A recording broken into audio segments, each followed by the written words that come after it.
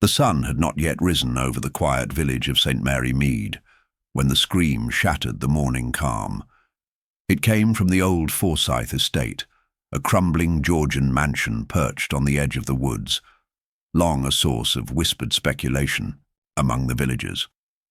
The property had recently changed hands, purchased by a retired actor named Julian North, known for his eccentric habits and flair for the dramatic. He had lived there scarcely 2 months before his untimely end. The body was found in the drawing room, slumped in an armchair, a glass of brandy untouched beside him. There was no sign of forced entry, no struggle, and no mark upon him save for a single, clean slit at the base of the skull, neat, surgical, and instantly fatal. A letter opener lay discarded on the carpet nearby, wiped clean of prints. The back doors were locked from the inside. The windows latched. The housekeeper, Mrs. Bellew, a stoic widow who had worked for North since his arrival, was the one who discovered him, or so she said, claiming she'd heard voices in the night and found him cold by morning. Chief Inspector Kraock was called from London, having handled enough oddities to know when a case was above local means. Yet even he was unsettled by what he saw. The crime scene was too pristine, too deliberate. Julian North, by all accounts, had no enemies in the village, no known debts, and no family save for a distant cousin who lived abroad. Interviews with staff and neighbours yielded little but confusion and idle gossip. The only detail that stood out came from young Edith the maid. "I swear it, sir," she said with trembling lips. "Last night I heard Mr. North talking to someone, laughing even, but when I passed the door, there was no reply. Only him, speaking to thin air." Kraock frowned, but noted it all the same. It was a week later that Miss Marple became involved, quite by accident. She had known Julian North distantly from the stage, back in the war years when he toured for the troops. "Too much makeup and a fondness for mirrors," she once described him. It was her nature to notice things others overlooked, and when she heard of the strange murder at Forsyth House, she took a brisk walk to the scene of the crime, knitting in hand and questions on her mind. Kraock, used to her insights, greeted her with both reluctance and relief. "Nothing adds up," he admitted. "If the killer had access, there's no sign of entry.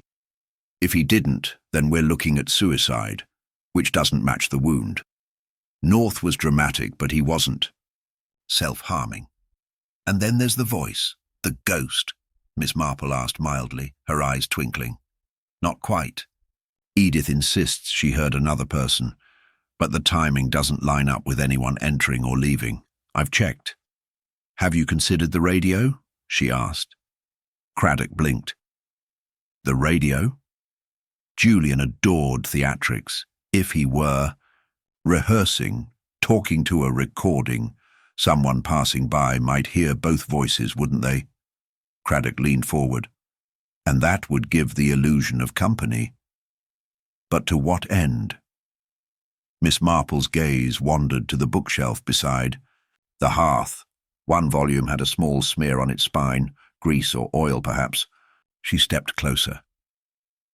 "Do you know," she said, "I once visited a manor in Wiltshire where the study had a false panel behind the shelves. A theatrical friend had it built to surprise his guests. Might you check that corner?" Kraock did. With a few firm presses, the shelf clicked and swiveled open, revealing a narrow passage that led, astonishingly, into the adjoining storage room. It had once served as servants' quarters, long unused. Inside, they found an empty thermos and a stool. More interestingly, they discovered a small voice recorder half buried in dust, and a set of brandy glasses, one of which had been wiped clean with a linen cloth that still smelled faintly of chemicals.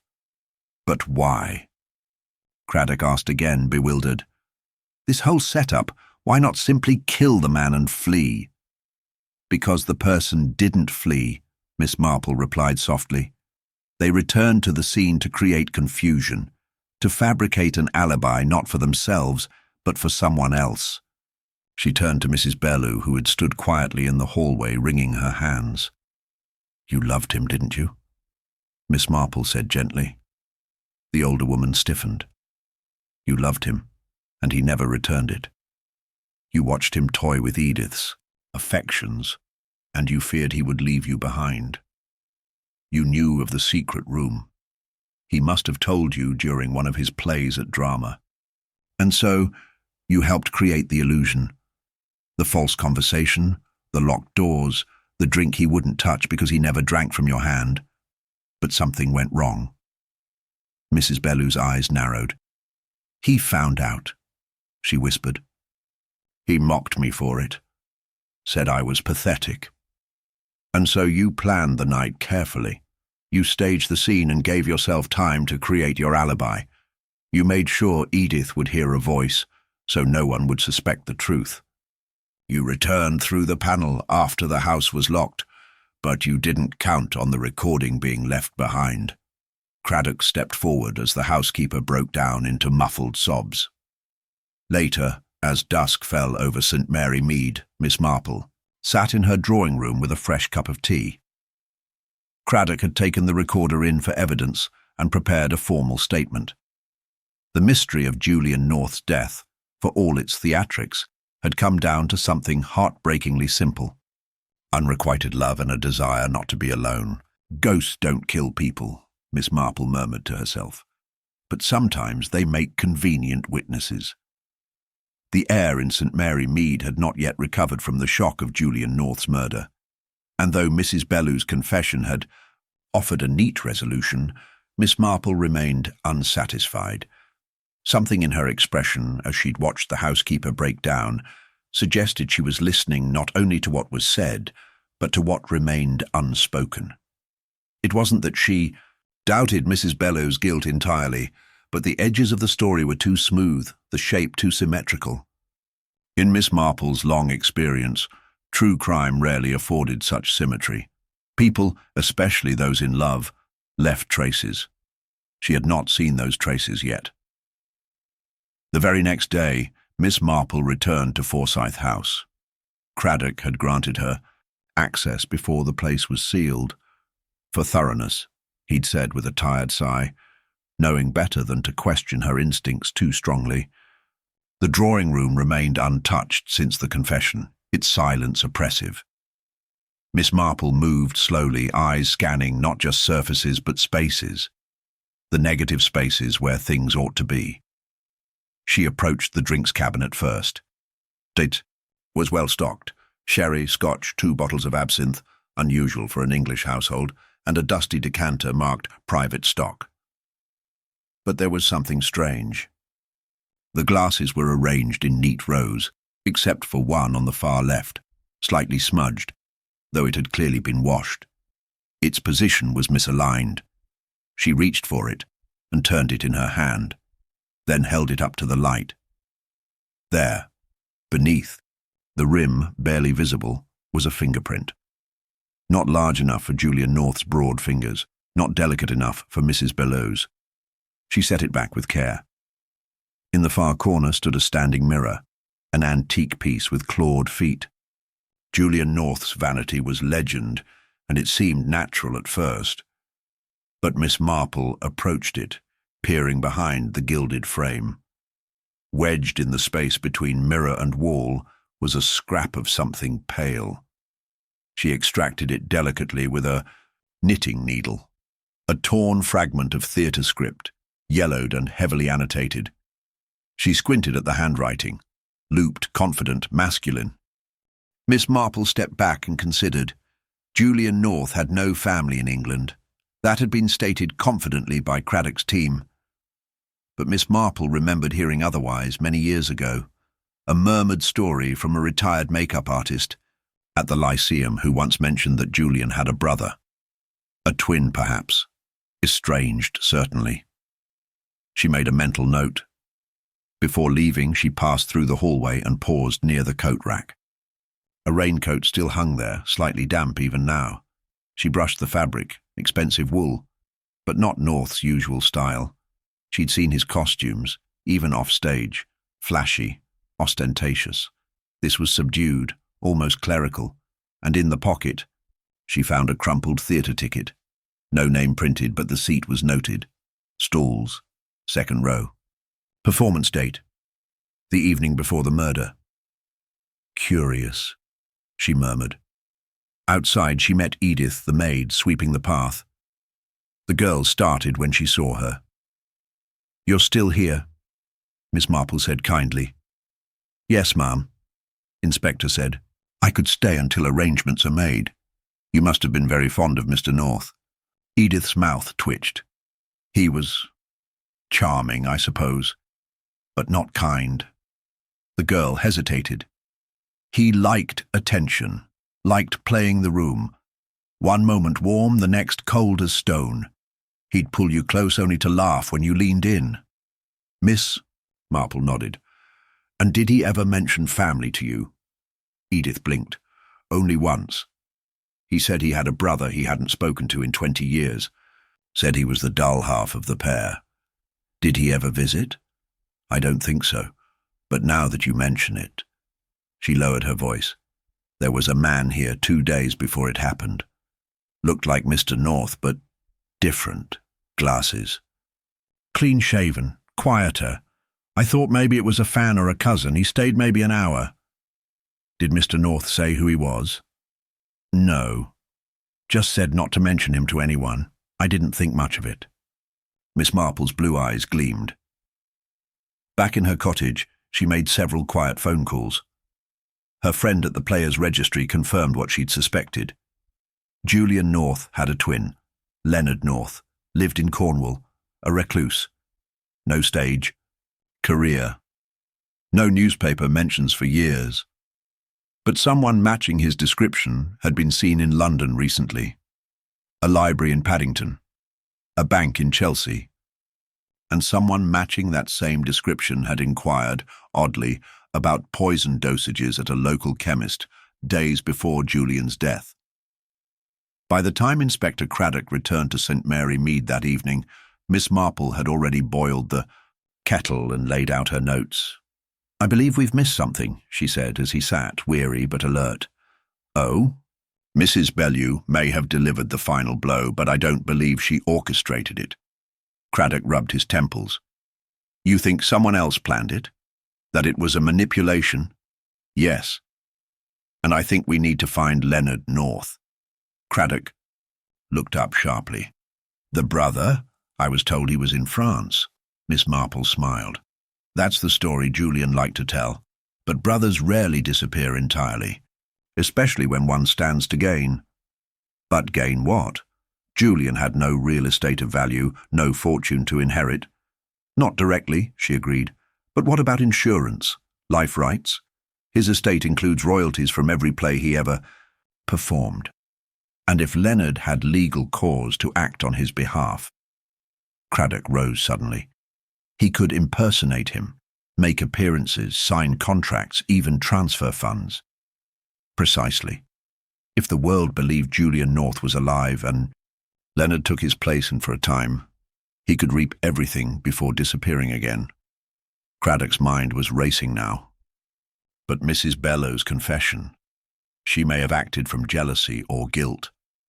But someone knew how to provoke her. Someone who visited, played a part, planted ideas. Kraock stared into the fire. "A false ghost," he murmured. "Alibi that came from a ghost," Miss Marple corrected gently, pouring more tea. "And we must find the one who conjured it." The next morning, Miss Marple stood in the drawing-room of Forsyth House once more, the dim light casting long shadows over the worn furniture. It had been a day since her discoveries, days that had turned her suspicions into an undeniable certainty. She had already drawn her conclusions, but now she needed to confirm them, piece by piece. To unravel the tangled web of deception, she would need to confront those who had played a part in this tragic charade. Kraock, who had reluctantly agreed to meet with her once again, entered with a grim expression. He had spent the night scouring Julian North's background, and his findings had only added layers of complexity to the case. but his face showed more exhaustion than excitement. The investigation was beginning to feel like a maze with no clear exit. "Good morning, Miss Marple," he said with a tired smile, though it didn't quite reach his eyes. "I've gone through the accounts.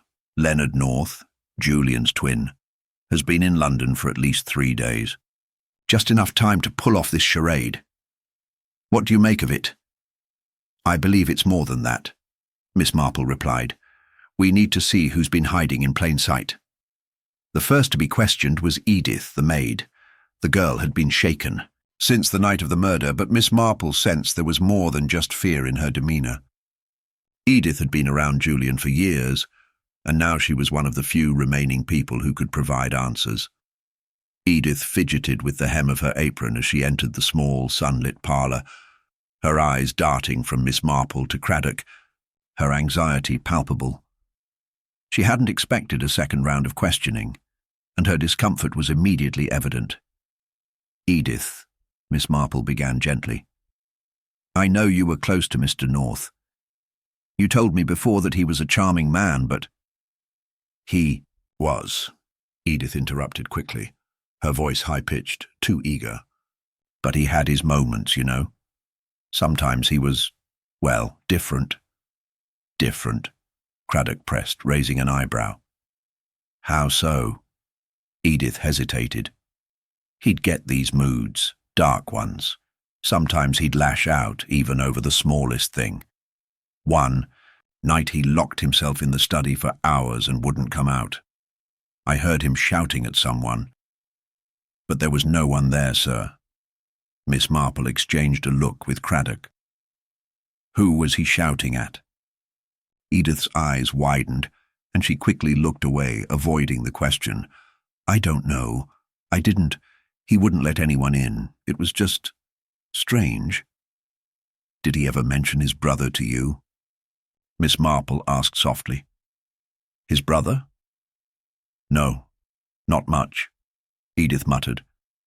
"But I remember one night he did say something about him, not in a nice way. Said he was a boring, dull man, nothing like him at all. Like he was ashamed of him. I always thought it was strange, since they were twins." Miss Marple's mind ticked as she made a note of Edith's words. There was hesitation in the maid's responses, her eagerness almost too palpable. It was clear Edith was trying to distance herself from something, but what?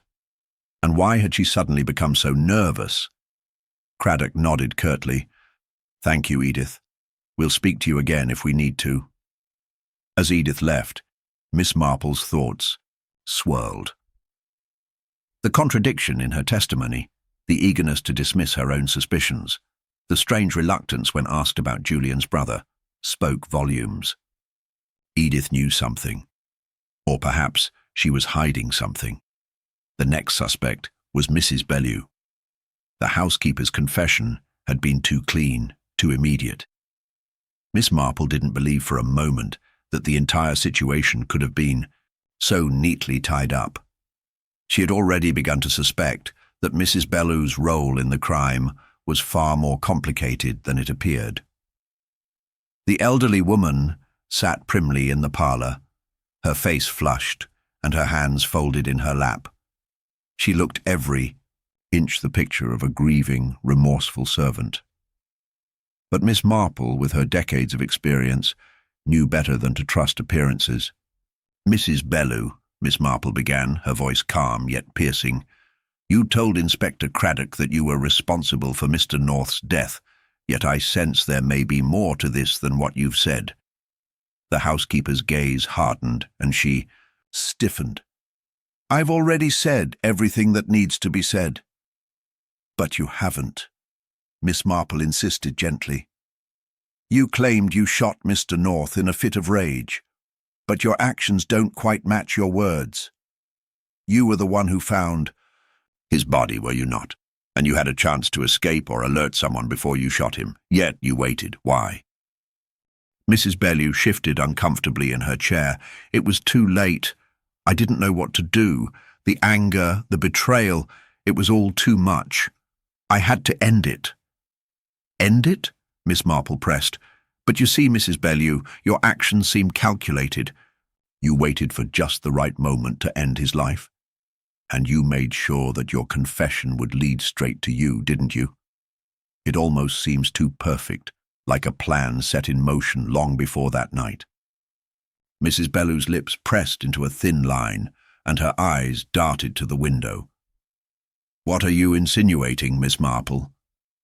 "I'm not insinuating anything, Mrs. Bellew, but I do believe you were not alone in this. You had help."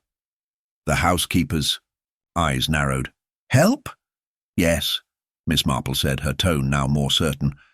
"Help from someone who knew exactly how to manipulate your emotions, someone who could have staged this crime to appear as your outburst, your breakdown, someone who could easily cover their tracks while leaving you to take the blame."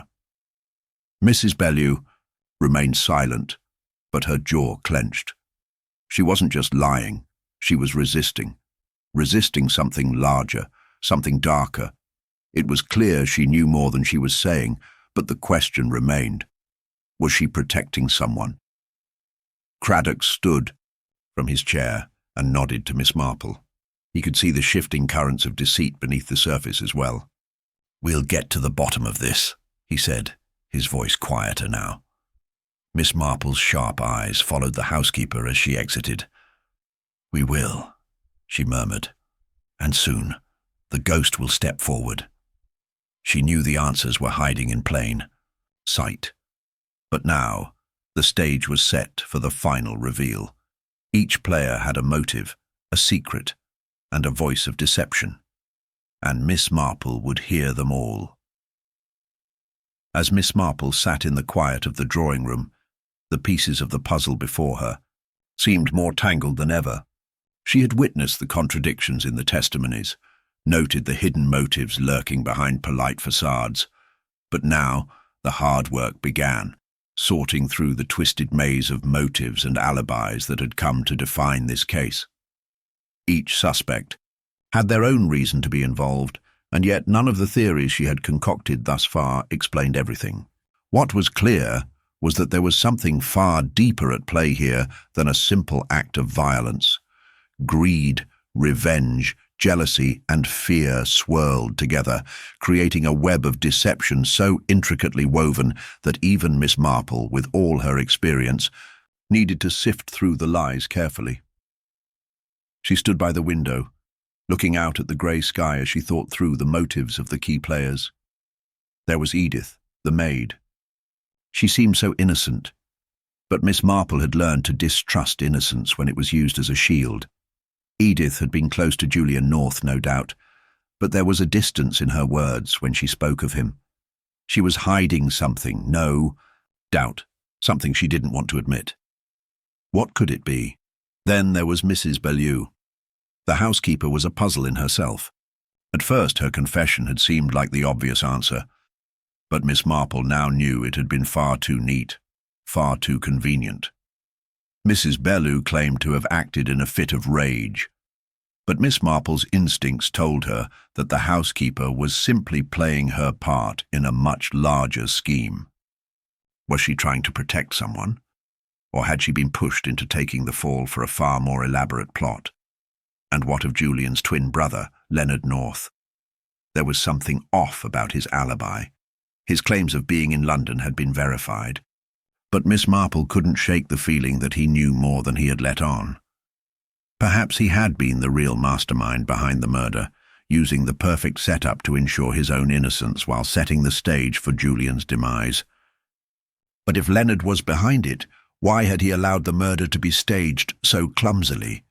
Why hadn't he removed the strange clue, the ghostly impression of a handprint, left at the scene? Miss Marple's mind turned over the possibilities, but none of them seemed to fit completely. The motivations kept coming back to the same core issues: money, revenge, and a thirst for power. But who stood to gain the most from Julian's death? Certainly, Leonard would benefit, inheriting the family estate. But was there something more to it than that? A deeper grudge that had festered for years, hidden beneath the surface? Julian, had been a charming man to the world, but Miss Marple sensed he had made enemies in his own family. Was it possible that his murder was about something far more personal than financial gain? Miss Marple's musings were interrupted when Kraock walked in, his face flushed and his steps hurried. He had been on the phone for the past hour, checking alibis and following up on every lead. His impatience was evident, but Miss Marple could tell that he was beginning to see the complexity of the case the same way she did. "I've been talking to the staff again," Kraock said, pacing in front of Miss Marple. "Edith's alibi checks out. She was in the kitchen preparing dinner when the murder happened, but Mrs. Bellew's story is starting to fall apart. She told me that Julian came at her in a rage, but none of the other servants saw anything of the sort. They claim she was fine, even cheerful, earlier in the evening. It doesn't add up." Miss Marple nodded thoughtfully. "It's almost as if she's been coached, don't you think? Someone must have told her exactly what to say." Kraock stopped pacing and looked at her with furrowed brows. "You mean someone told her to confess? But who?" "Someone who knew she'd be a perfect scapegoat," Miss Marple said, her voice barely above a whisper. She paused, her eyes narrowing. "But the real question is, why would they need to blame her? Why stage the murder to point directly to her?" Kraock scratched his chin, his mind spinning. "That's what I can't figure out. The timing of everything is too precise. The locked door, the fingerprints that didn't belong to anyone there. Everything seems planned. But why go to such lengths?" Miss Marple's mind worked furiously. The locked door had been an important detail. There were no signs of forced entry, and the windows were sealed. Whoever had committed the crime knew the house well enough to avoid leaving traces. But they had made one grave mistake. In their attempt to stage the crime, they had left behind something they hadn't meant. To a clue so bizarre it seemed like an accident. The handprint. It didn't make sense.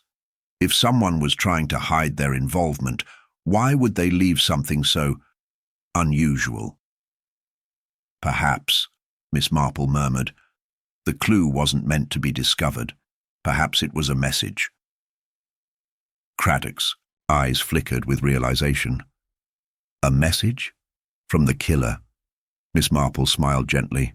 "Not from the killer. From the person who orchestrated this entire event.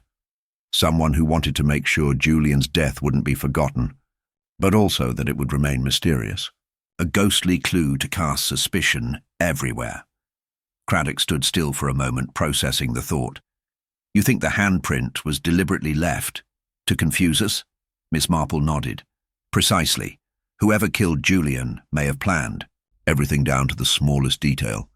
Except they underestimated the one thing they couldn't control." "They underestimated me." Kraock leaned back, a small smile tugging at his lips.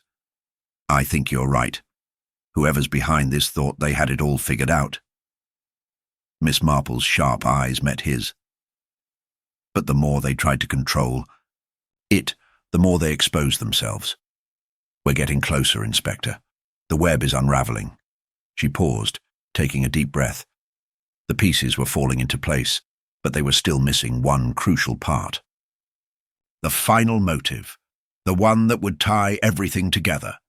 The key to this puzzle lies in one question, Kraock," she said quietly. "Who had everything to gain from making sure Julian North's death remained shrouded in mystery?" Kraock's gaze was intense as he caught her meaning. He knew she was right. Whoever had been behind this scheme had known how to manipulate every detail, using the various players as pawns. But it was time to stop guessing and start uncovering the truth. The maze of motives was clearing, but only just. Miss Marple could feel the weight of the final revelation hanging in the air. It was close, closer than they realized. But the last thread was yet to be pulled. The following morning, Miss Marple found herself standing in the same drawing room where the events had first unfolded, the weight of the case heavier on her shoulders than ever before. The puzzle pieces had come together, at least That's what the authorities thought.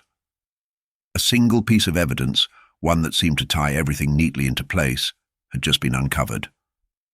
And yet, despite the rush of triumph from the police, Miss Marple could feel the faint stirrings of doubt gnawing at the back of her mind. It had all started when one of the officers, a young constable who had been sent to search Julian North's study, had found a hidden compartment in the desk. Inside, a stack of papers had been carefully concealed, documents outlining a series of financial transactions that appeared to be both secretive and illegal. A small fortune in debts, payments to shadowy figures, and references to untraceable bank accounts. It looked damning, too damning in fact. The discovery had sent shockwaves through the investigation. The authorities, eager for a breakthrough, had jumped to the conclusion that Julian's death was tied to his financial dealings, perhaps a botched business arrangement or a creditor who had gone too far. It seemed plausible enough even to Kraock. The next few hours had been filled with hurried arrests, warrants being served, and officers interviewing anyone who had the slightest connection to Julian's business affairs. Kraock, with a triumphant gleam in his eye, had approached Miss Marple with the news. "I think we've cracked it, Miss Marple," he had said, all but bursting with excitement. "The evidence from the desk points directly to Julian's involvement in illegal dealings. It's all making sense now. One of these shady figures must have killed him, fearing exposure. I'm putting in the orders to round up the suspects right away." Miss Marple had listened patiently, offering nothing more than a quiet nod as she watched Kraock rush off, eager to close the case. But as she sat in the drawing room, her mind refused to quiet. The momentary relief of an apparent breakthrough began to dissolve, leaving her uneasy. Something didn't sit right with her. It was too easy. Too neat. She hadn't spent this long studying human nature to be fooled by a simple turn of events. The killer was still out there, and Miss Marple knew they were waiting, watching, for the authorities to make their move. But they wouldn't find what they were looking for, not yet. Later that day, as the police continued their questioning and their hasty preparations to make an arrest, Miss Marple took it upon herself to examine the evidence that had set everything in motion. She stood in front of Julian's desk, the concealed compartment now open, its contents spread out before her. The papers were damning indeed, but as her eyes scanned them carefully, she began to notice the small details that no one else had paid attention to. There was something too methodical about the way the papers were arranged, too deliberate. Julian North had been a man of many faults, but he had never been one for meticulous record-keeping, at least not to this degree. His lifestyle had been reckless, filled with impulse and disorganization. Yet here, the documents had been arranged in a way that seemed practiced. Miss Marple ran a finger over the surface of the papers, feeling the smoothness of the edges, the precise creases. These papers hadn't been haphazardly shoved into the compartment. They had been placed there with the utmost care, as though someone had known exactly when and where to hide them. The thought chilled her. Kraock, too, had noticed the meticulous organization of the papers, but he had taken it as a sign of a guilty man trying to cover his tracks. But Miss Marple wasn't so easily swayed. To her, it hinted at something more sinister, an orchestrated plan to plant evidence to create the illusion of guilt. Perhaps someone had wanted to make it look like Julian had been killed over money, when in reality the motive was far more personal. "I must speak with Edith again," Miss Marple muttered to herself, pushing the papers aside. It was time to revisit the maid story. If anyone was trying to frame Julian or manipulate the investigation, it was likely someone who had intimate knowledge of the house and its occupants, someone who had access to places others didn't. That afternoon, Edith had been brought in for questioning once more. She had been waiting anxiously in a small sitting room, her eyes darting nervously around the room as Miss Marple entered. The maid stood, wringing her hands in her apron, as though the simple act of being in the same room as the detective made her uncomfortable. "I know you've been through a lot," Miss Marple began gently, her voice calm. "But there are a few things I'd like to clarify, Edith. It's very important that we understand everything that happened that night." Edith swallowed hard, her lips trembling slightly. "I've told you everything I know, Miss Marple." I don't know anything more, I swear." Miss Marple smiled softly, not in sympathy, but in understanding. She knew the act of innocence all too well. "I don't doubt that you've told me everything you know, Edith. But perhaps, just perhaps, there's something you haven't remembered yet. Something small, something insignificant to you, but crucial to this investigation." Edith's eyes flickered with panic. What do you mean?" Miss Marple leaned forward slightly, her gaze intense. "You see, Edith, when you told us about the night of the murder, you said you were in the kitchen preparing dinner when Julian died.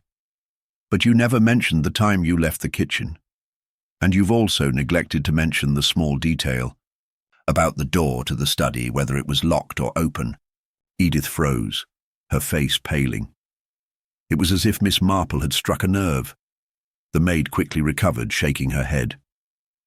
"I don't understand what you mean, Edith," Miss Marple interrupted, her voice soft but firm.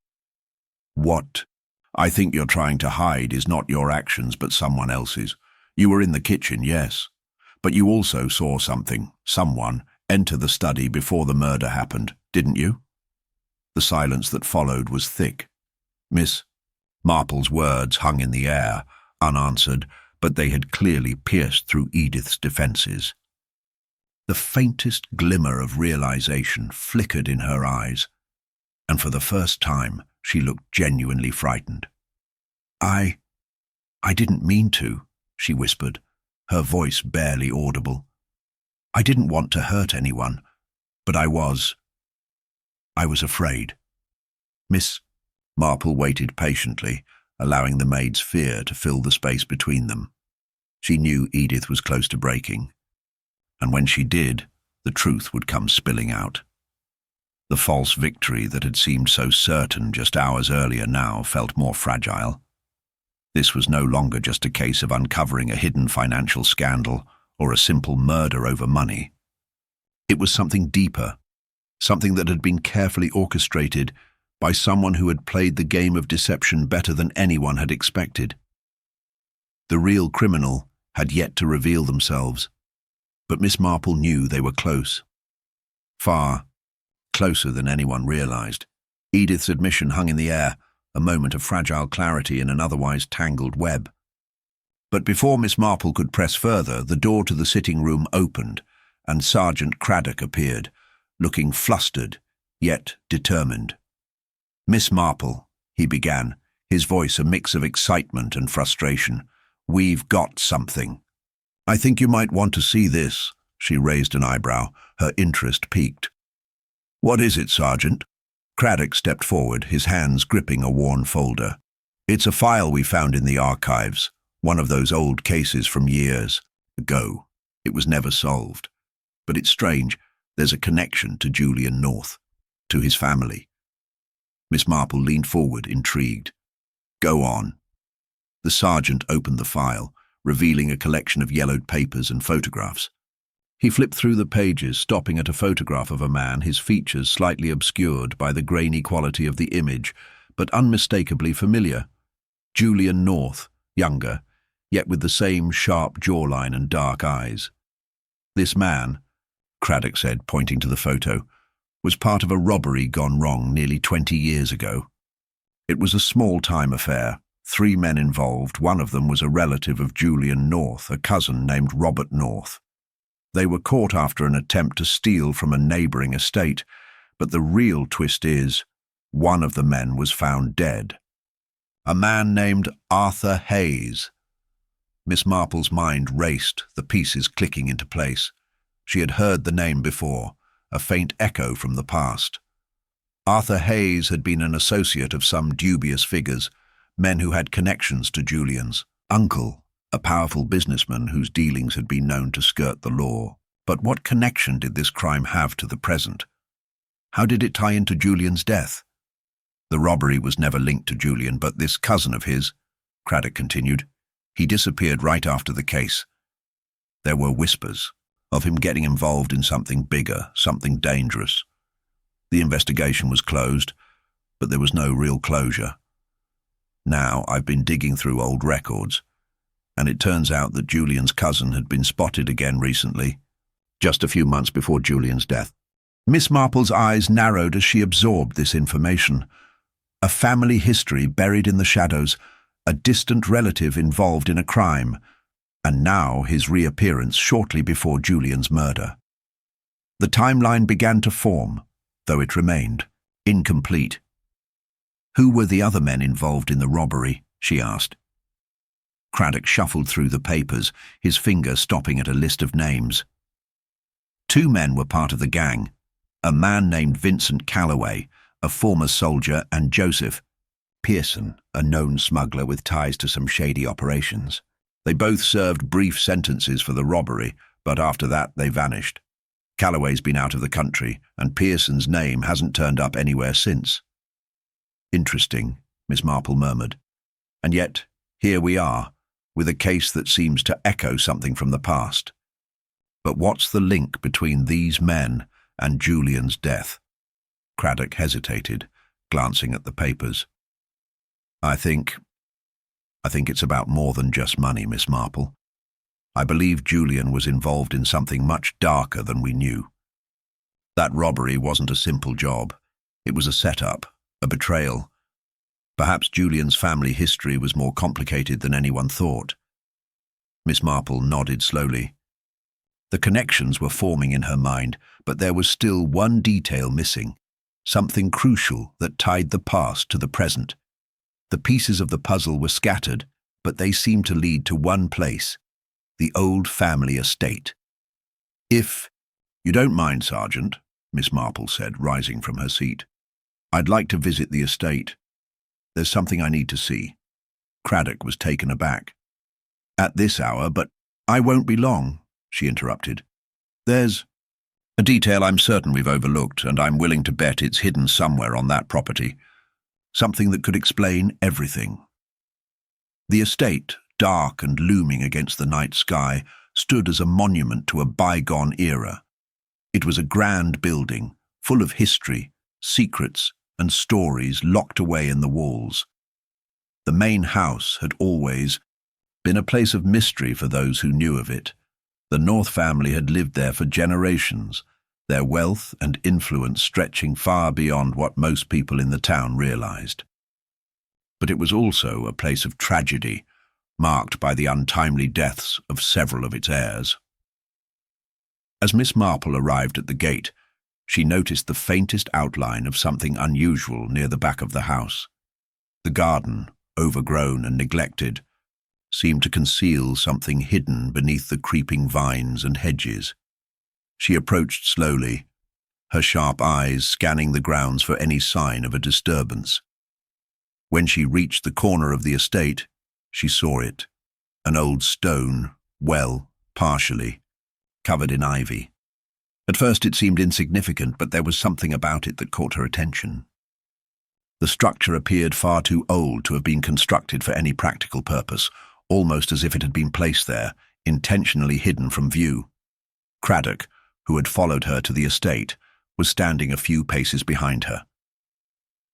"What is it, Miss Marple?" Miss Marple ran her fingers over the edge of the stone. "I think this well has been forgotten, but I don't believe that's all it's been hiding." She knelt down, pulling at the ivy and brushing aside the leaves. Beneath them, she found something that had been concealed purposefully, buried in the shadows of the past. A small metal box, rusted from years of neglect but still intact. She held it up, the weight of it in her hands making her feel the gravity of what it might contain. With a deliberate motion, Miss Marple pried open the box. Inside, carefully preserved, were a collection of old letters and photographs, all tied together with a faded ribbon. The names written on the edges of the pictures were unfamiliar, but there in the corner of one was a photograph of Robert North, the cousin of Julian, standing next to a man she recognized. It was Arthur Hayes. The connection had finally clicked. Julian's cousin had been hiding something, a secret from the past that had remained buried for far too long. This wasn't just about a robbery gone wrong.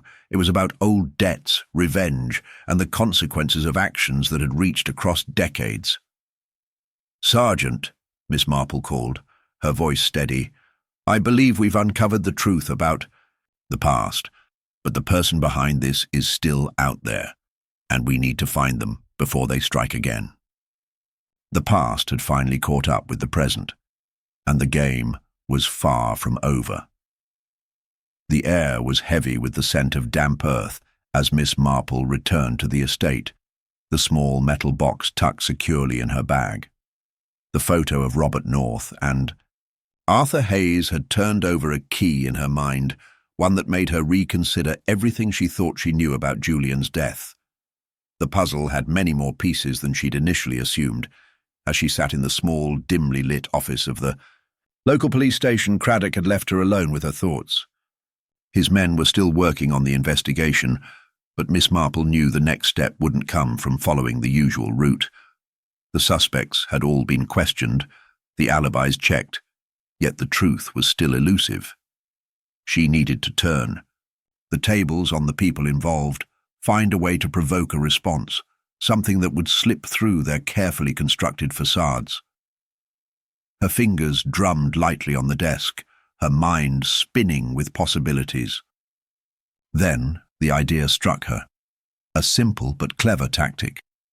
If there was one thing Miss Marple understood, it was the way people's emotions influenced their actions. It wasn't the hard facts that often provided the breakthrough in cases like this. It was the subtle human reactions, the quiet things people didn't want you to notice. She stood, pulling on her coat. The consternation on Kraock's face when he saw her again would be worth the effort. "Sergeant," she called, glancing toward the door. "I need you to bring in someone for questioning again, Vincent Callaway." Kraock froze in the doorway. "Callaway, but we've already spoken with him. We've got nothing to go on with him." "I'm aware," Miss Marple replied, "but this time I'm not going to ask him the same questions. I have a feeling he might reveal more than he thinks if we approach this a bit differently." Kraock raised an eyebrow, but said nothing, leaving to retrieve Callaway. Miss Marple's eyes flickered toward the window, where the last rays of sunlight filtered through the grime, casting long shadows across the room. The evening was drawing near, but she wasn't in a hurry. The strategy was beginning to take shape in her mind. When Callaway was brought in, his broad shoulders hunched as he entered, eyes narrowing as he saw Miss Marple sitting there with a calm, almost patient expression. His appearance hadn't changed much since their last encounter, dark, unkempt hair, and the weariness of someone who'd lived a rough life. Kraock gestured to the chair across from Miss Marple, but Callaway hesitated for a moment, clearly uneasy. The tension in his shoulders spoke of a man on edge. He sat down, his gaze darting between Miss Marple and Kraock, waiting for the next round of questions. "Mr. Callaway," Miss Marple began, her tone soft.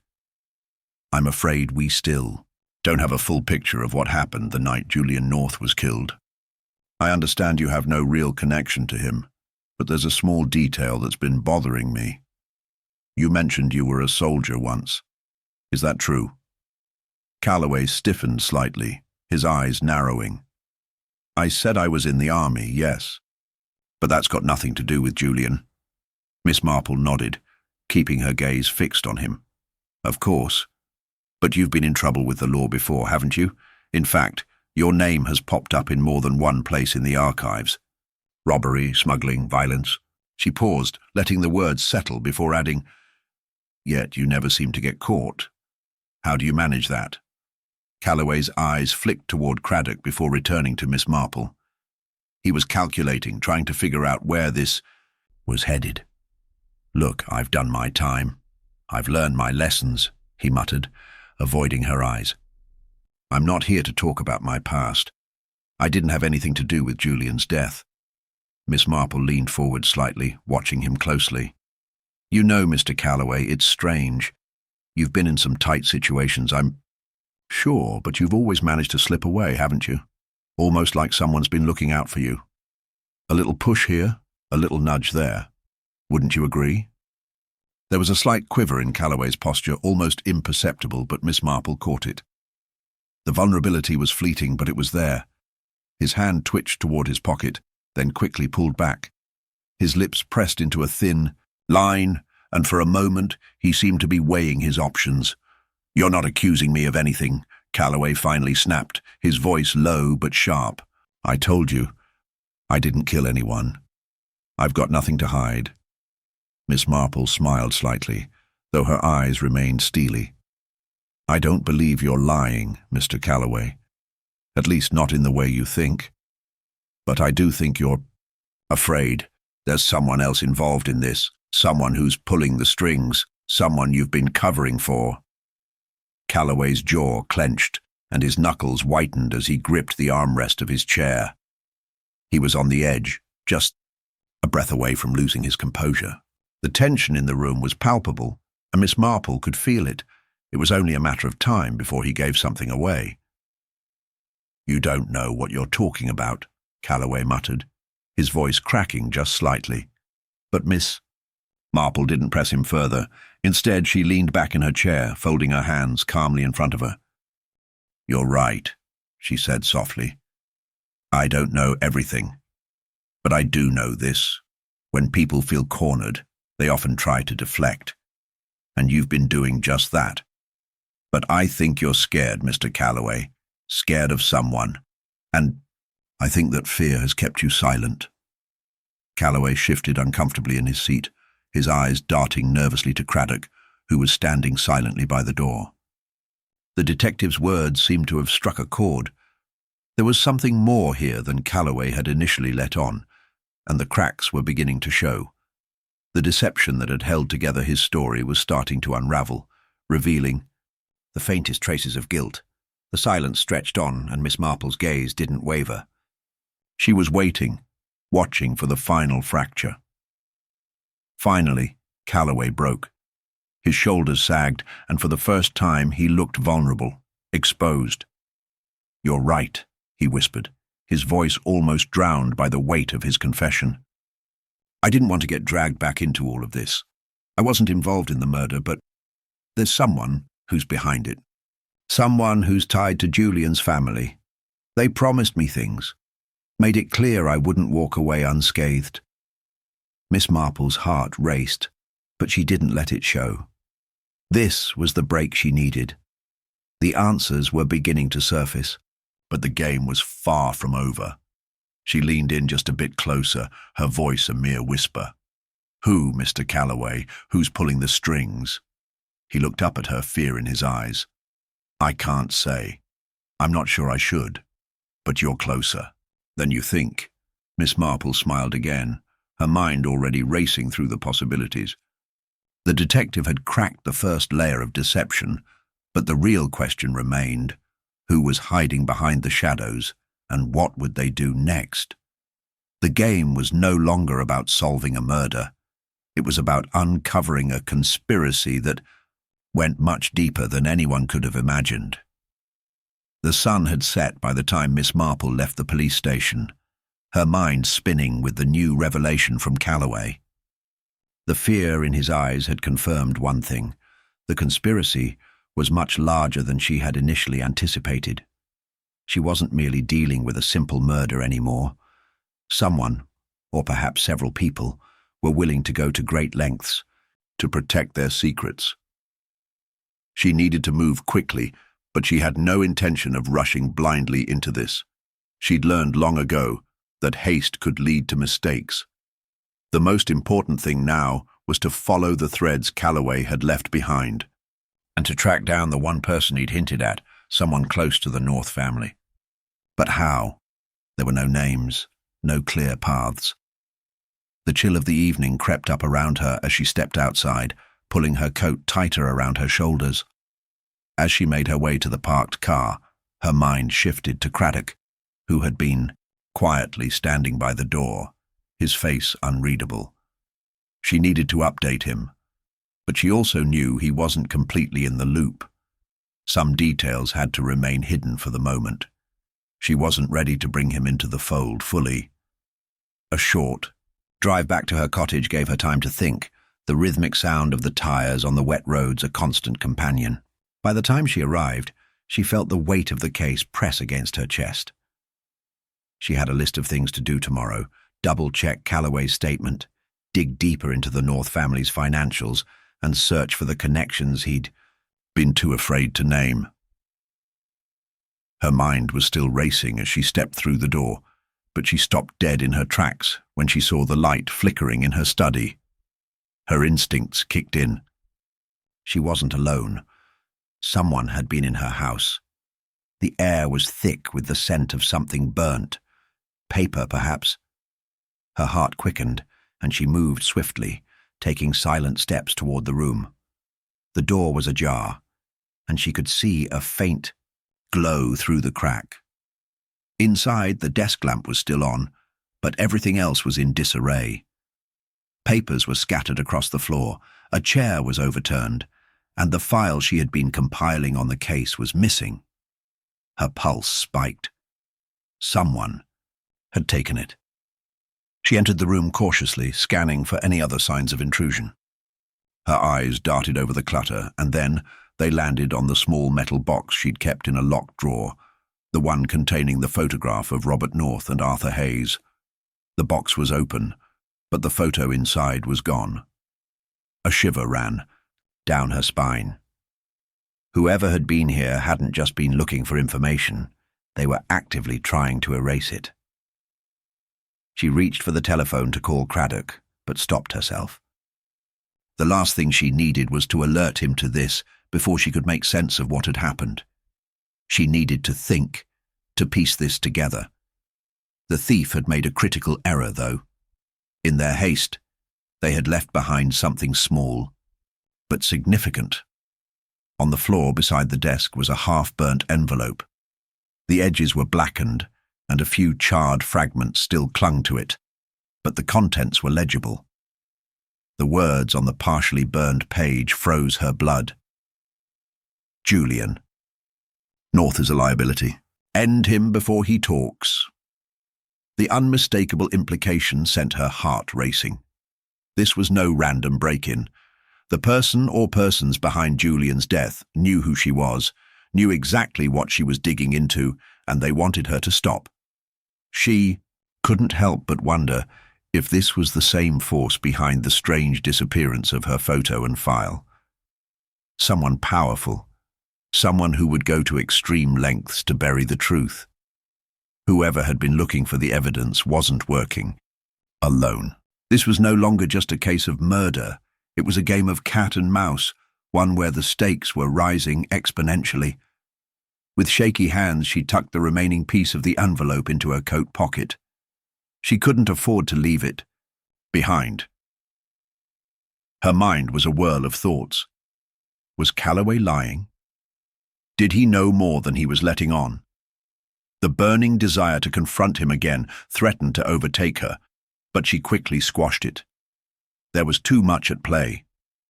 Whoever was behind, this wanted her distracted, wanted her to chase after false leads, to waste time on dead ends. She needed to focus. The stolen evidence was a deliberate act. Whoever had taken the files had gone to great lengths to hide the connections between Julian's death and the people involved, and Miss Marple had no intention of letting that happen.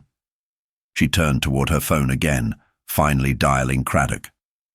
It rang for several moments before he answered, his voice low and weary. "Miss Marple," he said, as though he'd been expecting her call. "What's happened? You sound—" "Someone's been in my house." She cut him off, her voice firm.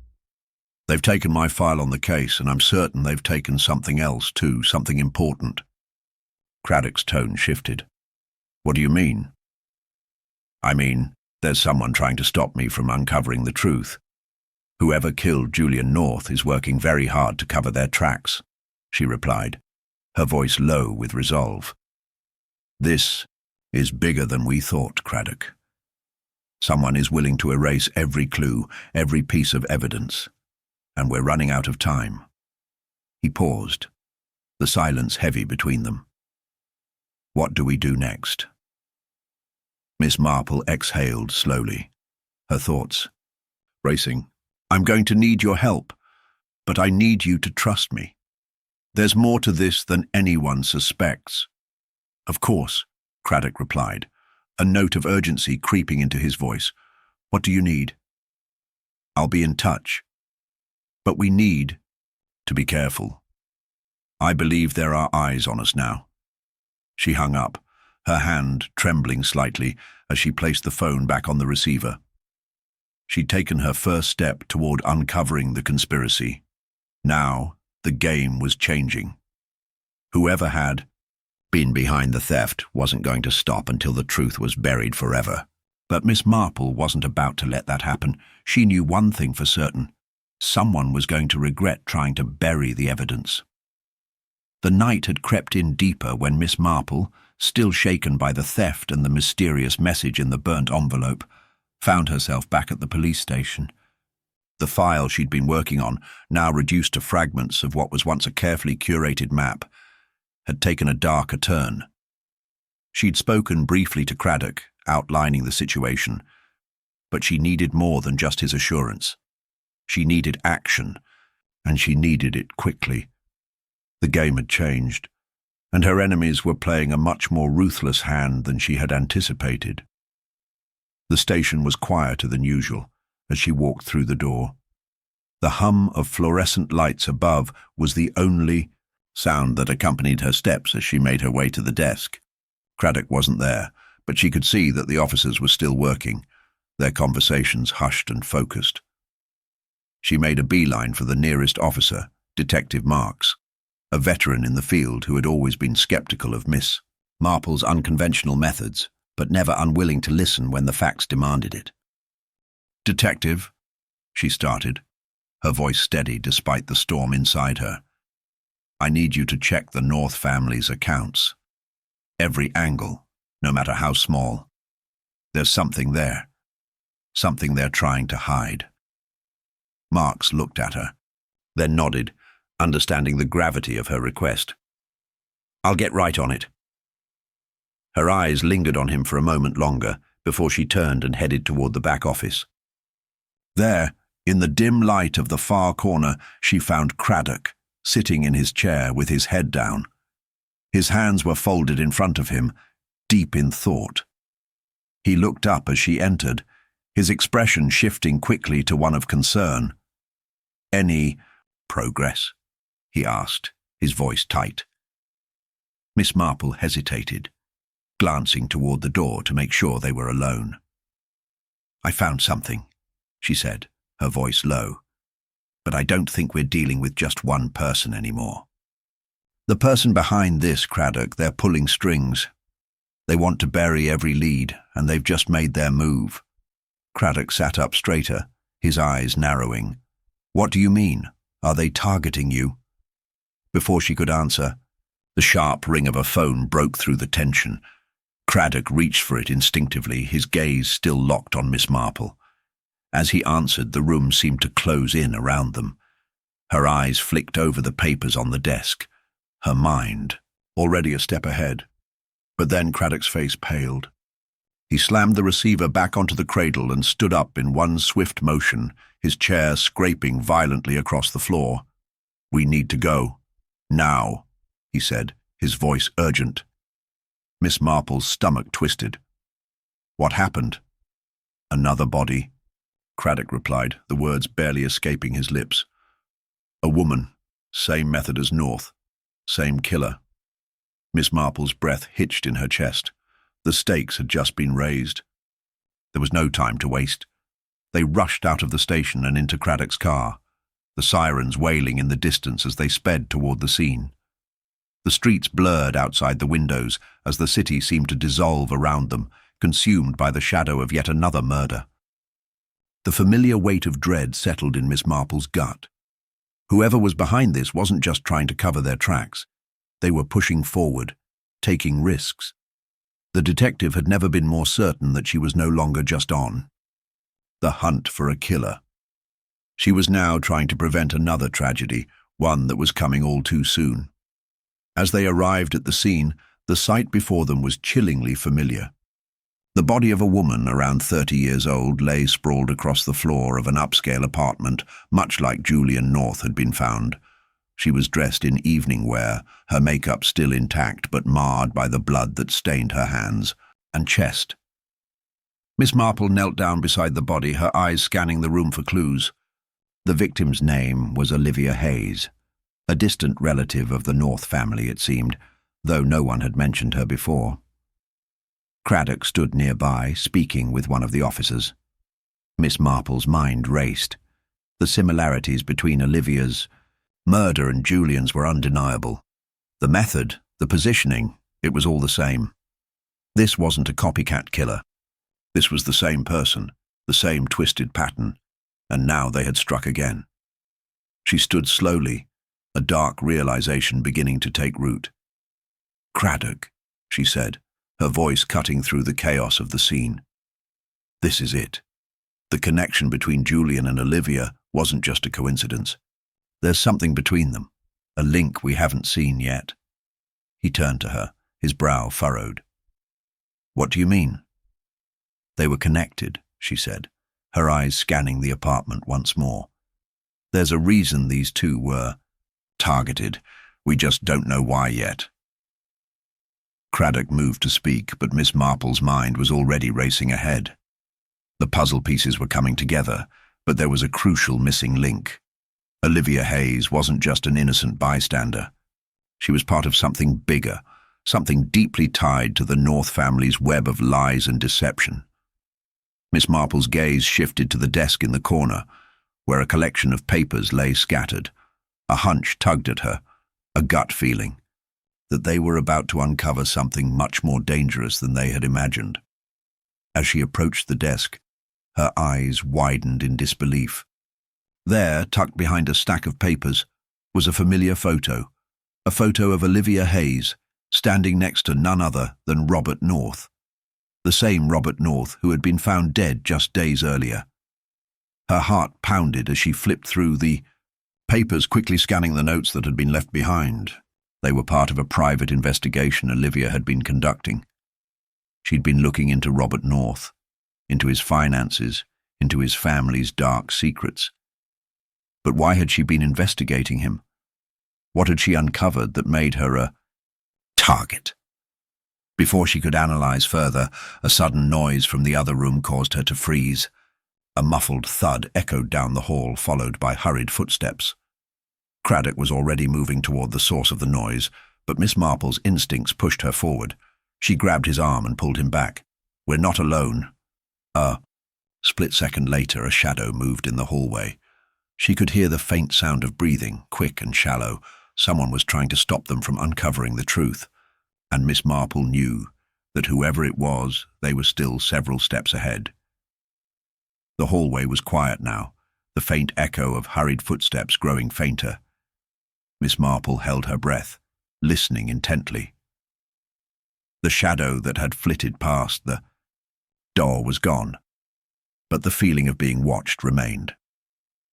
There was something in the air, something unsettlingly familiar, like a thread she had tugged on too many times only to have it slip through her fingers.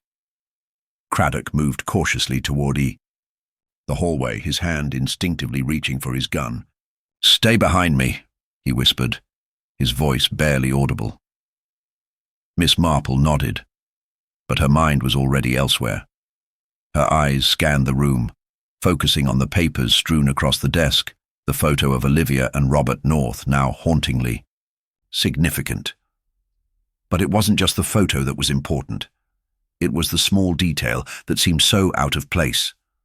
A book on the desk, wedged between two piles of financial reports. It was a book Miss Marple had seen before, though she couldn't immediately place where. "Kraock," she called softly, her voice low but urgent. "That book. Take a look at it." He glanced over, his eyes narrowing.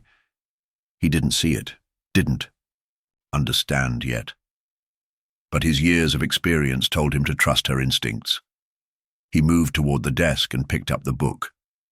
It was a thick, leather-bound volume, the kind that seemed old enough to have 100 secrets hidden within its pages. The title was worn, barely legible, but there was something else, something under the surface. "What's this?" Kraock asked, flipping it open. "Not the book," Miss Marple replied quickly, her gaze still fixed on the object. "The bookmark." A thin red ribbon hung out from the pages, not marked by a chapter or section, but placed deliberately, purposefully, at a particular spot. Miss Marple's fingers twitched as she stepped closer, reaching out to remove the ribbon. It was then that she noticed the faintest impression on the page below, as if someone had pressed their fingers too hard against it. The lines were uneven but legible, and what was written there made her breath catch. "A meeting tomorrow," she murmured, her voice barely a whisper. "A place we've overlooked." Kraock's gaze shot to her. "What do you mean?" "There's no time to explain," she said sharply, her mind already racing. "Get a team, now!" Within minutes, Kraock was on the phone, arranging a quick team to head out. The location was a small, nondescript building on the outskirts of town, a warehouse that hadn't been on any of their maps or records. It had all the markings of a dead-end lead, a location so inconspicuous it seemed too obvious to be anything but a trap. But as the team gathered and prepared to move, Miss Marple couldn't shake the feeling that they had missed something crucial. The case had been full of distractions, little oddities here and there, like a key dropped on the floor just out of sight, or a footstep that didn't quite match the rest of the pattern. But now, standing at the edge of this new lead, it was like everything was falling into place. The odd details, the hidden connections, the unexplained moments, all of it was starting to merge into a single, unspoken theory. She had seen something before, something that now made sense in a way she hadn't anticipated. As they pulled up to the warehouse, the first thing Miss Marple noticed was the silence. There was no hum of machinery, no sign of life at all. It was as if the place had been abandoned for years, yet the feeling of urgency still clung to her like the cold night air. Kraock motioned for the team to stay close, and they entered the building, weapons drawn. The warehouse was dark, dimly lit by the weak glow of a single bulb hanging from the ceiling. The shelves were filled with old crates, stacked neatly but unused, covered in dust that hadn't been disturbed in months. As they moved deeper into the building, the tension in the air grew thicker. They reached the back of the warehouse without encountering anyone, but the sight that awaited them made the hairs on the back of Miss Marple's neck stand on end. Table in the center of the room, covered in a large white cloth, held several items, each one meticulously arranged. The table had been set for something, but what? Miss Marple stepped forward, her eyes scanning the objects. A set of keys, a notebook with the same red ribbon sticking out, a few scraps of paper, stained and weathered, and there, at the center, was a photo. A photo of Robert North, his face looking eerily familiar, and beside him, standing in the background, was Olivia Hayes. "These people never stopped working together," Miss Marple said, almost to herself. "They were part of something bigger than just their families, something that's been going on for years." Kraock looked up, his confusion evident. "You think this is their planning? A meeting of some sort?" Miss Marple nodded, her eyes narrowing as she took in the scene. "Yes, but not just any meeting. This is a pattern, a very deliberate one." As she carefully examined the objects on the table, she saw what she'd missed before, the connection between the people who'd been killed. A bond, not only through family but through something else, a shared secret, a common goal. It wasn't just about the Norths, the Hayeses, or any one individual. It was a conspiracy rooted deep in the town's history, something long buried, but now being dragged back into the light. The realization hit her like a wave. This wasn't just a murder case. It wasn't about jealousy or greed. This was a crime that had been years in the making, a pattern set in motion long ago, and now, as they neared the final pieces of the puzzle, someone was making sure that nothing would be left to chance. Miss Marple turned to Kraock, her voice steady but laced with urgency. The people behind this aren't finished. This is just the beginning. As the detectives moved to collect the evidence, she couldn't shake the sense of something darker still lurking in the shadows. Whoever was orchestrating this, they were waiting, watching, and Miss Marple knew they wouldn't stop until everything was destroyed. The silence of the warehouse was deafening, broken only by the soft shuffle of feet on the cold concrete floor. Kraock carefully packed the evidence into a set of plastic bags, his brow furrowed, his movements deliberate. But Miss Marple couldn't tear her eyes away from the items laid out on the table. There was something in the arrangement that unsettled her more than the bloodshed or the conspiracy. It was the careful attention to detail, the calculated placement of everything as if someone wanted to make sure they were leaving a message behind, a message that only she could read. As the team moved toward the exit, she lingered a moment. Longer, her gaze falling on the photograph of Robert North and Olivia Hayes once again. The cold, calculated look on their faces seemed to mock her. The sinister undertones in their expressions told a story all their own. But it wasn't just them. There was someone else behind this, someone who had been working in the shadows for far longer than anyone realized. Kraock caught up to her as she stared at the photo. "What is it?" he asked, his voice low. Knowing she was piecing something together. "There's more to this," she said softly, the weight of the realization settling on her. "I'm starting to understand the true nature of what we're dealing with. This isn't just about money or power or even revenge." "What is it then?" Miss Marple turned to him, her face pale as the truth unfurled in her mind. "It's about control. They've been playing a long game, one where everyone was a pawn in a much larger scheme. But it's not just about controlling the outcome of one event. It's about controlling the narrative. The lives of everyone involved, who they loved, who they trusted, who they could manipulate, was all part of the grand plan." Kraock's eyes narrowed. "So, what's the true motive behind the murders? Why the killings?" "That's what we need to uncover," Miss Marple replied, her voice hardening. "Because the person behind all of this doesn't care about power or money in the conventional sense.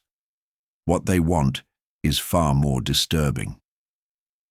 They returned to the station, where the team worked quickly to process the evidence. But Miss Marple felt like time was slipping away. The pieces were falling into place, but she still hadn't found the most crucial link, the one that would tie the killer to everything that had been happening. She needed to understand the villain's mind, what drove them to such extremes.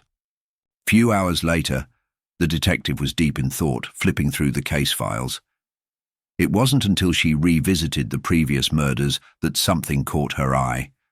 The small details, the ones that no one had considered important, suddenly seemed to matter. The timing of each death, the connections between the victims, even the way the evidence had been handled. It all started to form a coherent pattern. But the most unsettling part was that the true target was never who they'd thought it was. It was Olivia Hayes, not Robert North, who had been at the heart of this. "Kraock," Miss Marple said sharply, snapping him out of his own thoughts. "Get me everything we have on Olivia's past. I need to know who she's been involved with, every single detail." Kraock hesitated, but nodded.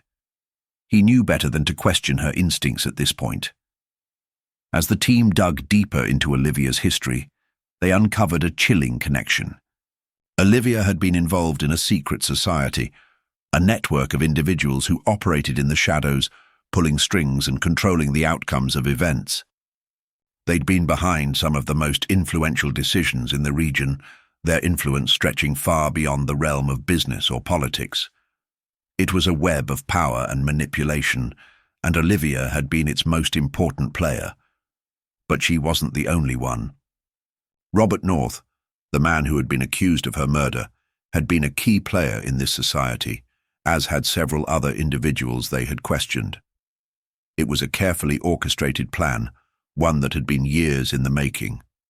But there was something more, something that hadn't been revealed yet.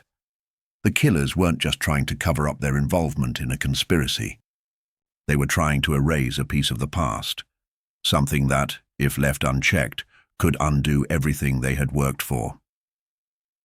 Miss Marple began to see it clearly now. The motives behind the murders were intertwined with a darker desire, the need to protect a long-buried secret. A secret so significant that those involved would stop at nothing to prevent it from being exposed. The killings were not about revenge, but about safeguarding something that could unravel the entire network. Someone had been willing to kill in order to keep that secret hidden, and it wasn't just Olivia's life that was at stake. It was the life of everyone in that web. Then the breakthrough came. As Miss Marple pored over the old case files, a familiar name surfaced. A name that had been forgotten by time but had now resurfaced with a vengeance. Jonathan Hargrove. Hargrove had been a key player in the early years of the secret society, a man who had vanished without a trace decades ago after a scandal that had nearly destroyed everything he'd built. He had been tied to Olivia, Robert, and many others in the society, but his disappearance had been conveniently buried. But now, it seemed, his legacy was the key to everything. Miss Marple's heart raced as the pieces began to click into place. Hargrove's disappearance hadn't been an accident.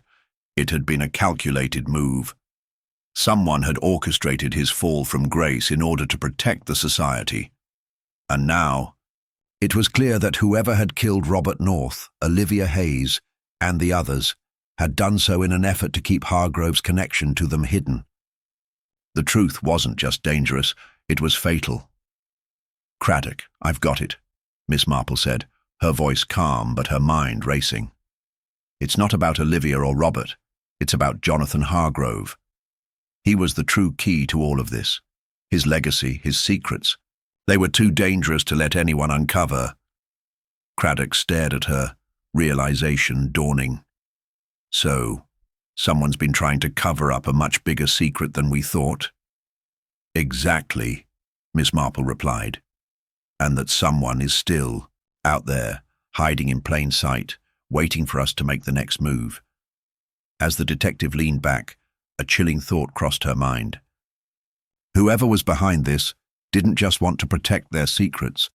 They were willing to kill to ensure that no one would ever find out the truth about Jonathan Hargrove and the deadly legacy he had left behind. The night was thick with tension as a hush settled over the old Hargrove estate, now crumbling at the edges, with vines creeping through shattered windows and time-stained brick. Miss Marple stood in the shadow of a sycamore tree, her eyes fixed on the flickering light within the drawing room.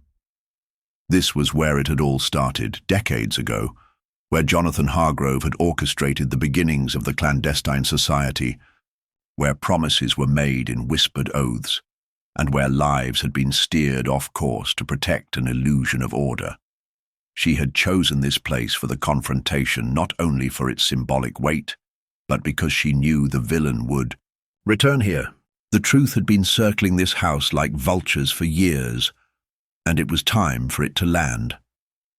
Kraock stood a few paces behind her, checking the small device in his palm. The hidden microphone feed was working. Inside, the room was wired. Every angle captured, every word recorded. They would give their adversary the illusion of control, let them speak freely.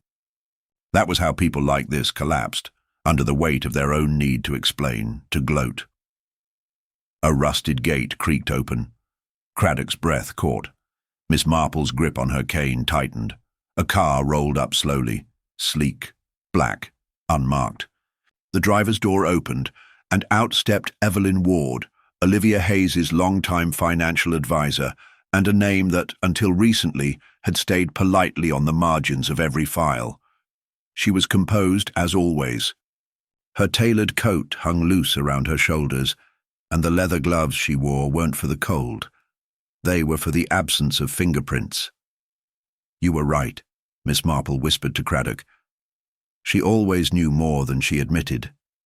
Evelyn walked with certainty up the cracked steps, disappearing into the drawing room. The trap was set.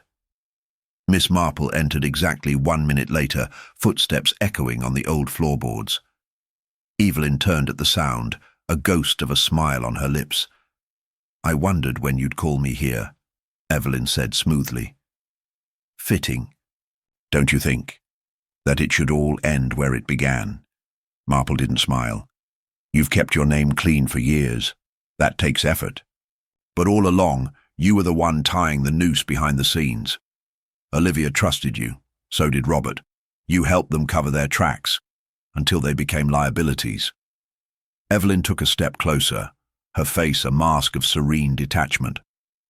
"You give me too much credit. I didn't orchestrate their deaths. I simply ensured things resolved themselves. Sometimes people wander too close to truths they don't deserve to hold." Miss Marple moved slowly to the center of the room. "You didn't just tie up loose ends. You created the circumstances. You planted seeds, whispered suggestions, manipulated outcomes.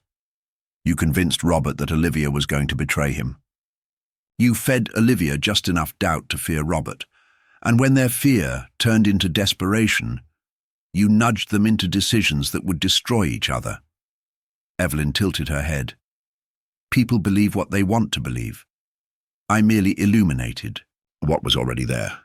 "But Jonathan Hargrove," Marple continued, her tone sharpening, "he was different.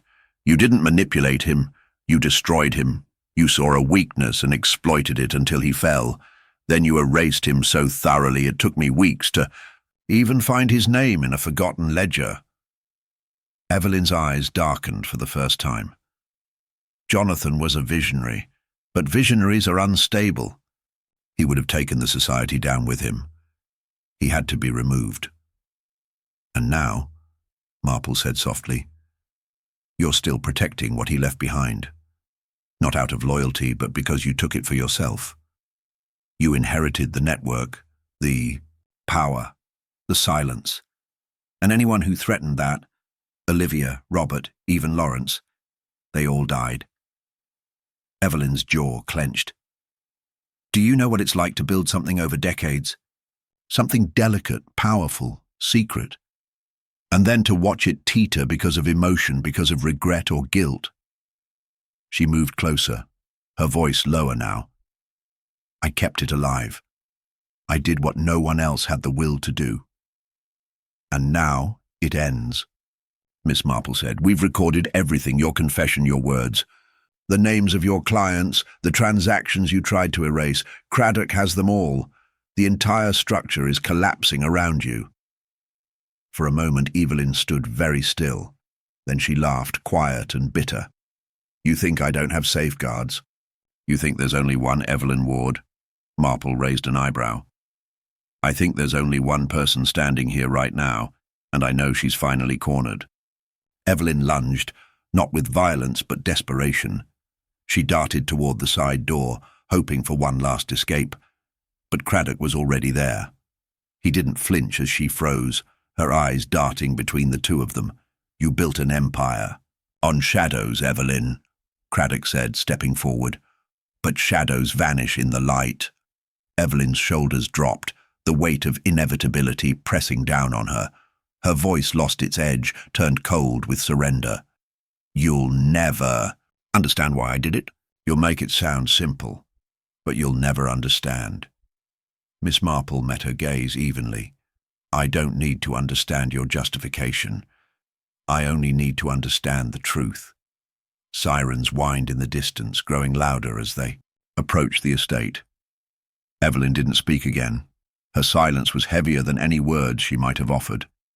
Kraock placed cuffs gently around her wrists as the lights from the approaching cars painted the old house in flashing red and blue. As officers swarmed the property, Miss Marple stepped outside. The night air was sharp, clean, final. She looked, up at the estate one last time and for a moment saw it not as a relic of corruption, but as a monument to secrets that could no longer survive. The truth had been set free, and in the unraveling, justice, at last, had found its voice. The storm had passed by morning, leaving a crispness in the air that seemed to clear the fog from Miss Marple's mind.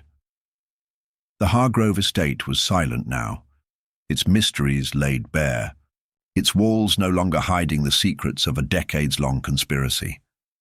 Evelyn Ward was in custody, her connections severed, her empire collapsing under the weight of her own arrogance. Kraock was already making arrangements with the officers, his posture stiff but satisfied. It had been a long chase, but the end was finally in sight. He had seen the joy in Miss Marple's eyes, the victory of uncovering the truth, and he couldn't help but share it. Yet, as they stepped outside the estate into the growing light of day, Miss Marple paused. The feeling of completion, the sense that everything had finally clicked into place, eluded her. She glanced at Kraock, her sharp eyes narrowing as though searching for something just beyond his reach. "Something doesn't feel right," she murmured. He looked at her, brows furrowing in confusion. "What do you mean?" "We've got her. Evelyn Ward won't get away with this." She nodded slowly, but the unease didn't dissipate. "It's not her I'm worried about." The tension in the air thickened as Miss Marple's mind sifted through the pieces of the puzzle. Everything had made sense. The pattern of manipulation, the careful control of key players, the way Evelyn had engineered the downfall of Robert, Olivia, and Jonathan. But still, there was that lingering sense that something had been overlooked, a detail that had slipped through her careful calculations. She was about to voice her concerns when her phone buzzed in her pocket. A message from an untraceable number. The screen flashed with a single line of text. "You've only solved part of the puzzle." Her heart skipped a beat. Kraock watched her, sensing the change in her demeanor. He took a step closer, but she held up a hand, signaling for him to wait. She was already typing a reply, a cold, deliberate response. "Explain." "The phone?" buzzed again, the reply coming almost instantly. "Meet me. 9 p.m, the old church on St. James Street. Alone." Miss Marple read the message carefully, her mind racing. She felt the weight of the words, the gravity of the situation. Whoever this was knew too much. They knew that she had gotten too close to the truth, and now they were trying to bait her into one final trap. "I've got to go," Miss Marple said softly, her voice laced with a calm that didn't match the storm brewing inside. She turned toward Kraock, whose confusion deepened with each passing second. "Stay here. Keep an eye on Evelyn. Make sure she doesn't slip through the cracks." "I'll handle this." Kraock opened his mouth to protest, but Miss Marple was already walking away, her footsteps sure and steady as she made her way to the car. She wasn't going to waste time explaining herself. She didn't need to. She trusted her instincts more than any explanations could offer. The drive to St. James Street was a blur of headlights and passing shadows. The old church loomed ahead, its stone exterior cold and imposing against the night sky. It had been abandoned for years, its bells silent, its doors long since sealed. The perfect place for a meeting, a place where secrets could be whispered without fear of eavesdropping. When she arrived, the church stood as a monolith of decay, the faintest, traces of moonlight spilling through broken windows. The air was thick with the scent of damp stone and old wood. Miss Marple stepped out of the car, her senses sharp, her every movement calculated. She was prepared for anything. She walked up the steps to the heavy oak door, her mind running through every possible scenario. Whoever had sent the message was playing a dangerous game, but she was ready. She had faced worse before, had unraveled webs more intricate than this. And yet, there was something about this final confrontation that felt different. The door creaked open, revealing the dark interior of the church. She stepped inside, her eyes adjusting to the gloom. her ears straining for any sound. The air was thick with the smell of old incense and dust. She took a deep breath, stepping further in, her footsteps muffled by the worn wooden floors. And then she saw him, at the far end of the church, standing in the shadows beneath a broken stained glass window was a figure, tall, broad-shouldered, and unmistakably familiar. "Kraock," she said, her voice barely above a whisper. "I should have known." He stepped forward, his face illuminated by the weak light of the moon. There was no fear in his eyes, no hesitation. Just the calm certainty of someone who had played his cards well and was now ready to see them through to the end. "You're a smart woman, Miss Marple," he said, his voice cold, almost mocking. "But you missed the most important piece of the puzzle." Her heart sank as the realization hit her.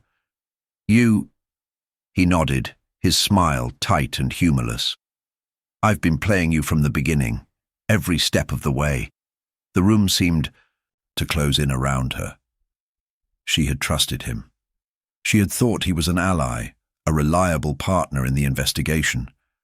But Kraock was the mastermind, the one who had been orchestrating everything from behind the scenes, pulling the strings of everyone involved. "You manipulated everything," Miss Marple said, the words tasting bitter on her tongue. "From the very start. Evelyn, Robert, Olivia, all of them. You set them up." He laughed softly, the sound echoing through the empty church. "Evelyn wasn't the real threat. She was just a pawn. She thought she was the one in control, but she was playing right into my hands. All of them were.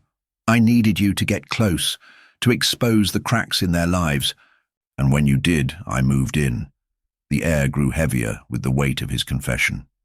Miss Marple's mind raced, trying to make sense of how she had missed this, how she had trusted him, believed him to be a man of integrity. But it all made sense now. The careful planting of false leads, the subtle misdirection, the way he had always been one step ahead. He had been watching her every move, guiding her along the path, until she had unknowingly walked right into his trap. "You thought you were solving a mystery," he continued, his voice low and menacing. "But the real puzzle was always about me, and now you're too late to stop it." The last pieces of the puzzle slid into place, and Miss Marple felt a cold wave of realization. She had been played. The case wasn't over, not by a long shot. But it wasn't too late. She had one final move to make. Kraock's words hung in the stale air of the church like a foul odor, lingering long after he had finished speaking. Miss Marple's mind spun as she tried to process his confession. It had always been him. Every wrong turn, every misstep she had taken, it had been him, orchestrating it all from the shadows. She had walked right into his game, just as he had planned. The revelation of his role as the mastermind was as chilling as it was shocking. But even in the face of this betrayal, Miss Marple's resolve never wavered. She had seen enough in her years to understand one fundamental truth. There was always a way out, always a crack in the armor, no matter how well the villain had hidden it. Kraock had made one fatal mistake. He had underestimated her ability to see beyond the surface, to read the fine details that everyone else missed. "You've played your cards well, Kraock," she said, her voice steady, though inside she was seething with the anger of betrayal. "But I'm not finished yet." Kraock smiled, a cold, calculating smile. "You're still trying to solve the puzzle. It's too late for that. You've lost." "No," she replied simply. "I've already solved it." Her words were like a spark igniting dry tinder, setting the room aflame with tension. Kraock's eyes narrowed, but he didn't make a move. He was waiting for her to explain herself, to give him one last chance to control the situation. But Miss Marple knew he couldn't control this anymore. The truth was finally within her grasp, and she wasn't going to let it slip away. She took a slow, deliberate step forward, her mind moving as fast as her heart. Everything from the beginning had been a carefully constructed illusion. The murders, the disappearances, the altered evidence, it had all been about creating a web of lies so dense that no one could see the truth hidden at its core. But there had been clues, little details that had slipped through the cracks, details that Kraock had thought he had covered up, but which she had noticed all along. "When you planted false leads," she began, "you thought you were distracting me, but you were also creating patterns. Patterns that didn't make sense. Patterns that were too neat. For example, the timing of Robert's death. It was too quick after the evidence of his involvement in the scheme came to light. You rushed it. It was sloppy." Kraock's smile faltered, but only for a moment. And then there was the way. Evelyn's alibi was suddenly solidified after her initial statement had contradictions. You fed her the story, didn't you? You told her what to say so that when I investigated, she would look innocent. But I noticed something strange. Her behavior. The way she avoided eye contact. The way she constantly adjusted her collar when speaking about Robert. Guilt is often a physical manifestation of a lie. Kraock's lips curled into a tight sneer. You think those little details matter. It's too late now. The case is closed. But Miss Marple wasn't done. She took another step, closing the distance between them, her eyes never leaving his. There was something else, she continued. Your behavior during our meetings. The way you always knew the right questions to ask. The way you seemed to be one step ahead of me every time. You planted those seeds of doubt in my mind, making me question everything I thought I knew. But all the while you were watching. You were waiting. You let me lead myself into the trap. She paused, letting the weight of her words sink in. Kraock's confident facade was beginning to crack, the slightest trace of fear creeping into his eyes. You didn't just want to frame Evelyn. You wanted to make me doubt myself. And you almost succeeded. There was a flicker of panic behind his eyes, but he quickly masked it with an air of arrogance. So what? What difference does it make now? You've lost. No one will believe you. Miss Marple smiled softly, the corners of her lips curling up. That's where you're wrong, Kraock. Because while you thought you were playing me, you forgot one thing. I've been watching you too, and I've always known the truth. You just didn't expect me to be looking in the right places. Her words hung in the air, and for a moment, the only sound was the faint creak of the old church. Kraock's eyes darted to the exit, and Miss Marple saw it, saw the flicker of panic. He was considering his escape, but there was no way out. He had made his move, and now the trap was set. You're right, she said, her voice low and certain. The case was closed, and Evelyn was arrested. But you didn't count on one thing. The truth has a way of coming out, even when you try to bury it. Kraock looked like he might bolt, but just as he stepped back, the sound of sirens echoed from the distance. Miss Marple had anticipated his next move. She had already called for backup. Officers were waiting outside, ready to take him into custody. There would be no escape this time. His hand twitched as though he might try to pull something, a weapon, a final move. But Miss Marple's voice stopped him in his tracks. Don't, she said. You've already lost. The pieces are all in place. Kraock's face contorted in frustration and fury, but it was too late. He was trapped. He glanced one last time toward the exit, his mind racing for an escape route that didn't exist. With a final defiant gesture, he dropped the pretense and lunged toward the door. But before he could reach it, the officers flooded in, grabbing him with practiced ease. Miss Marple watched, her expression unchanging, as Kraock was cuffed and led away. Her heart was heavy, not with victory, but with the quiet satisfaction of knowing that justice had been served even if it had been delayed. The case was finally closed. But as Kraock's footsteps echoed in the distance, Miss Marple couldn't help but wonder, had she really uncovered everything? Or were there still secrets left behind in the shadows waiting to be uncovered? The question would linger, but, for now, justice had been served, and that was enough. The church bell tolled once more, a deep, resonant sound that seemed to echo across the empty streets, carrying with it a finality that Miss Marple couldn't shake. Kraock had been taken away, the truth exposed, and justice was done, yet a strange feeling tugged at her. It was as though the satisfaction of a case solved was only half of the story, the other half still elusive, lingering just out of reach.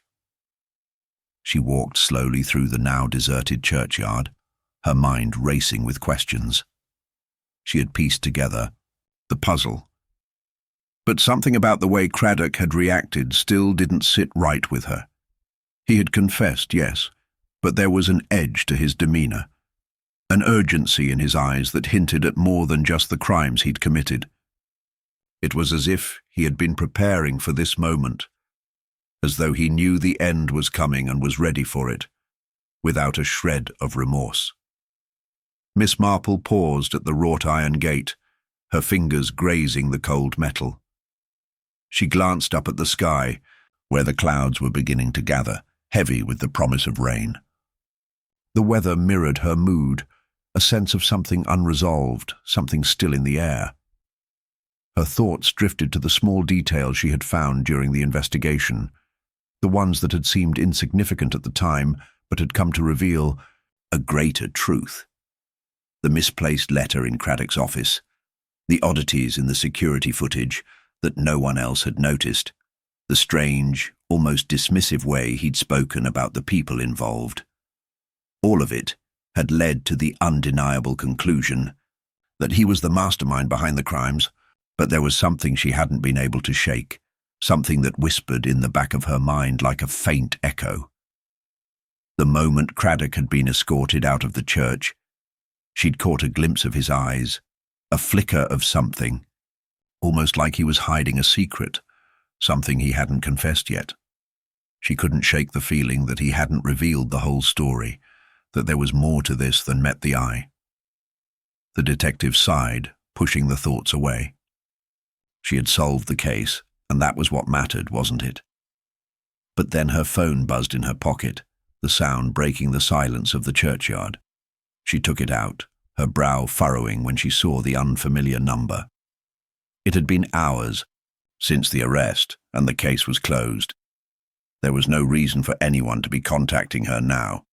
Curious, she answered. "Miss Marple?" The voice on the other end was strained, urgent.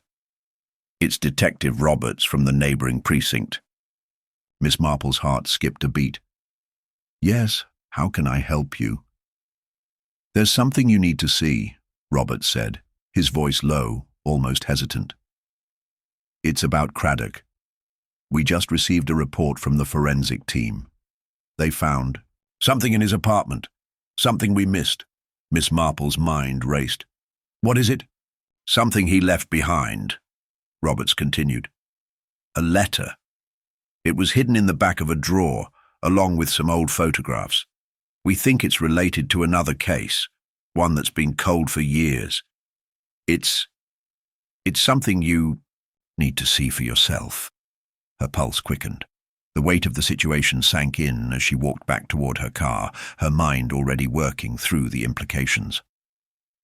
Kraock had been careful, meticulous even. He hadn't left anything, to chance or so it seemed, but now there was this letter, this clue, this new piece of the puzzle that could shatter everything she thought she knew. "Where are you?" Miss Marple asked, already moving toward the door. "I'll send you the address," Roberts said. "Quickly, but please, be careful. It's bigger than we thought." The line went dead before Miss Marple could respond, and she stood there for a moment, phone still pressed to her ear, staring at the quiet, empty street ahead of her. The rain had started to fall in gentle droplets, the soft pitter-patter on, the pavement a reminder that the storm wasn't over yet. She slipped into her car, the engine humming to life as she drove through the streets, her thoughts a whirlwind. What could Kraock have left behind that they hadn't found before? How had he managed to hide it so well? The address came through, a small, inconspicuous building on the edge of town. It was a nondescript place. No signs, no obvious markings, but Miss Marple knew that these were often the places where the most secrets were buried. She arrived and parked in the shadow of the building, the rain now coming down in a steady pour, turning the streets slick and reflective. The building was quiet, the windows dark and silent. Roberts was already inside, waiting for her. He stood by the door, his face grim. "Come on," he said, leading her inside. "You're going to want to see this."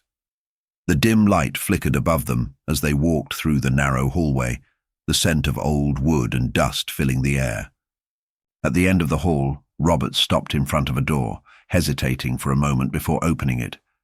Inside, the room was sparse, just a few pieces of furniture, a couple of crates stacked in the corner. But on the table in the center of the room was a plain, unmarked envelope. Miss Marple stepped forward, her eyes narrowing as she reached for it. She could feel the weight of it in her hands, the significance of the moment pressing down on her. She slid the paper out slowly, her fingers trembling slightly as she unfolded it. The writing was neat, precise, Kraock's unmistakable hand. "Miss Marple," she read aloud, "you may think you've solved it all, but I'm not finished. Yet the game has only just begun." Her breath caught in her throat as she finished the letter, the final words searing through her mind. This wasn't the end. Not by a long shot. Kraock had been playing a much deeper game, one that Miss Marple had only just begun to understand. She stood there, the weight of the letter in her hands, knowing that the mystery was far from over. The storm outside raged on, and with it, the lingering question, what had Kraock truly been hiding? What was the game he had set in motion, and what did it mean for the next chapter? One thing was certain. Miss Marple wasn't finished yet. And as she turned to Roberts, her mind already racing ahead, she knew that the next mystery would soon call her name.